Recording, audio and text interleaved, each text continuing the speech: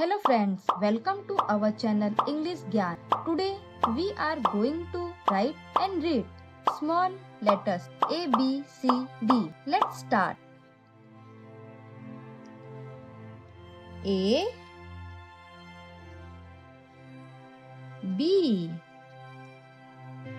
C, D, E, F, G, H, I, J, K, L, M, N, O,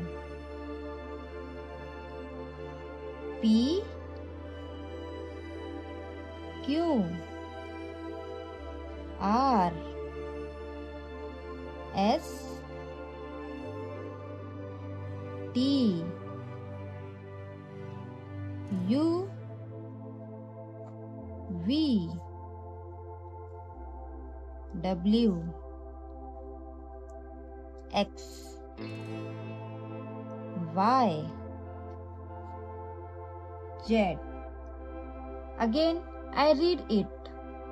A, B, C, D, E, F, G, H, I, J, K, L, M, N, O, P, Q, R, S, T, U, V, W, X, Y, Z. Thank you friends. If you like this video, please like and subscribe our channel. Thank you so much.